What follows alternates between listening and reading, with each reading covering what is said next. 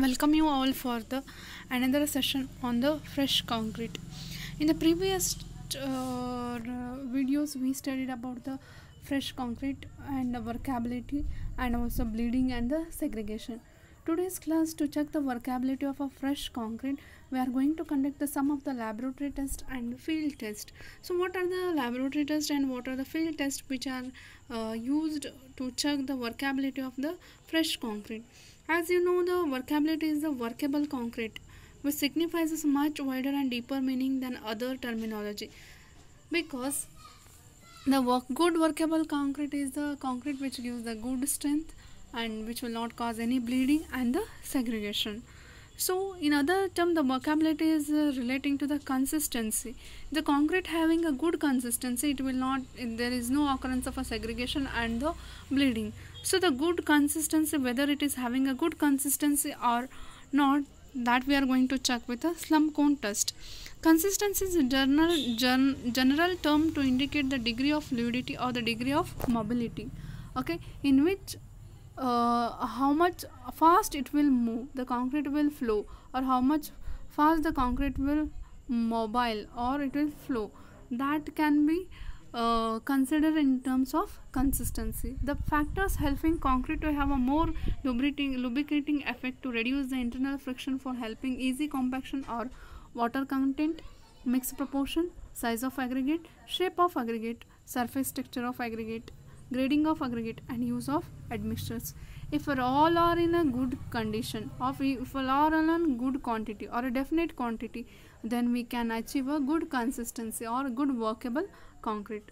In that, slump test is the most commonly used method of measuring the consistency of a concrete, which can be employed either in a laboratory or site work. So the workability of a concrete is done by the slump test. The slump test can be conducted in a laboratory also, or we can site work also. So this is the very famous method which is used in a sites. So which can, when a fresh concrete is prepared, you can check the workability of that concrete using this slump test. It is not suitable method for very wet or very dry concrete. It does not measure all the factors contributing to workability, nor it is always representative of the placeability of the concrete. So we'll see what are the different how the slump value is indicated. It indicates the characteristics of concrete in addition to the slump value. If the concrete slump evenly, it is called as a true slump. If one half of the cone slides down, then it is called as a shear slump. In case of a shear slump, the slump value is measured as the difference in height between the height of the mold and the average value of the subsidence. So we'll see in the next session, that is what is true or what is the shear slump with a figure.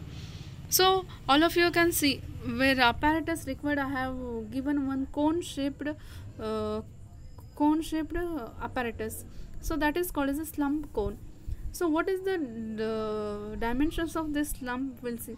The slump cone apparatus for conducting the slump test is essentially consists of a metallic mold in the form of frustum of a cone, having the internal dimensions as bottom diameter as 20 cm, top diameter as 10 cm, height as a 30 cm, 20, 10 and the 30, or 10, 20 and 30. Bottom is 20, top is 10 and height is 30. And thickness of the metallic sheet for the mold should not be thinner than 1.6 mm. Okay, so in the picture you can see blue color. You can see the cone shaped apparatus. This cone shaped apparatus, we call it as a slump. The slump cone apparatus, along with the tamping rod, which is having a 16 mm diameter and 600 mm length, it is used for tamping the concrete. So how the workability is tested with this slump cone, that will study with the procedure. First point, if this test is being carried out in the field, the sample mixed concrete shall be obtained. In the case of concrete containing aggregate of a maximum size more than 38 mm, the concrete shall be wet sieved through the 1/2 of the inch screen to exclude the aggregate particles bigger than 38 mm. Okay. If you are using the 38 mm size aggregate, then that should be removed and that should be added. So first you need to prepare the concrete according to the mix design. The internal surface of the mold shall be thoroughly cleaned and freed from the make it free from a surfer flawless moisture and set concrete before commencing the test. The mold shall be placed on a smooth, horizontal, rigid and non-absorbent surface such as carefully leveled metal plate. The mold being firmly held in a place while it is being filled. So the mold is kept on a horizontal metal plate. The mold shall be filled in a 4 layers. The mold shall be filled with a concrete, the fresh concrete which you have prepared in a 4 layers, each approximately 1/4 of the height of the mold. Approximately you should divide the mold and you should fill it. Each layer shall be tamped with a 25 strokes of the rounded end of the tamping rod. So I have shown in the picture, that is the tamping rod, that is black color tamping rod. Use the tamping rod and tamp each layer with a 25 strokes. Okay, the strokes shall be distributed in a uniform manner over the cross section of the mold, and for the second and the subsequent layer shall be penetrate into the underlying layer. So you should tamp this layer uniformly. The bottom layer shall be tamped throughout this depth. After the top layer has been rodded, the concrete shall be struck off level with a trowel and the tamping rod so that the mold is exactly filled. So after filling the upper layer, you should cut off the surface.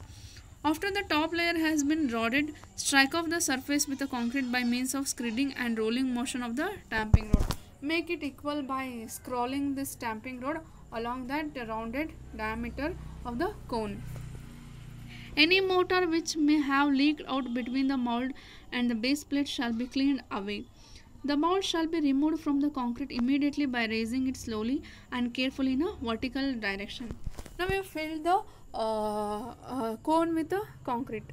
So you can see two handles on this cone. Okay, so using these cones, just raise the cone slowly. Just go on raising the cone easily and carefully in a vertical direction.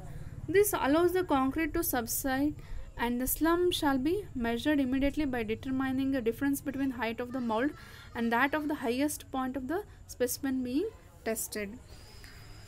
The above operation shall be carried out at a place free from a vibration and a shock and within a period of 2 minutes after sampling.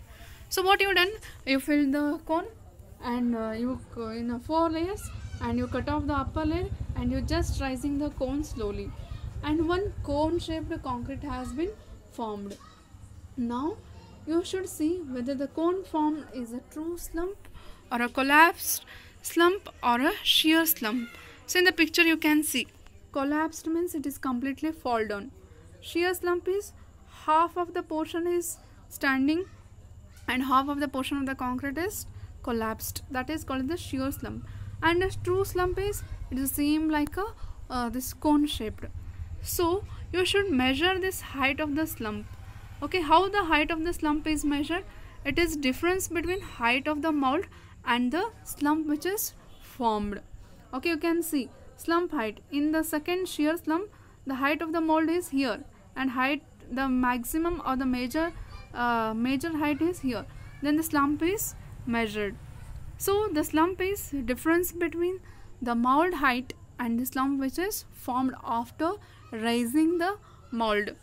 So if the slump is 0 to 25 mm, when you are measuring the difference between that slump, the difference between what? The difference between the cone, mold cone, and the cone which is formed with the concrete. So if the slump value is 0 to 25, then we consider it as a very low, and if it is 25 to 50, then it is called as a low slump. If the slump is 50 to 100, then it is called as a medium slump, and the slump between 100 to 175 mm is called as a high workability slump. So in table they have given workability with the slump. So if the slump value is 100 to 175, then it is called as a high workability concrete. Then you can say the slump which is true slump can be used for all concrete work without any problems. So the collapsed or the shear slumps are avoided for the construction work. Okay, so here you should note down the vocabulary with the slump height. Okay, so which vocabulary is considered for a good slump? The 100 to 175 mm slump is considered a high vocabulary concrete, or a medium 50 to 100 is also okay for construction of roads and all. Okay, some other structure. So this is the slump test, which will give the fresh concrete vocabulary test, whether the if you are getting the collapse slump or if you are getting the shear slump, then you should change your mix design, or you should change your ingredients amount which are added for the concrete. Okay, so you should repeat it for 2 times and check. Once you get the collapse, once you get the shear, and once you get the true slump, then you can use it. But again and again you are getting the shear slump and a collapse slump, then you cannot be used for the testing of the cannot be used for concrete construction. Okay, thank you.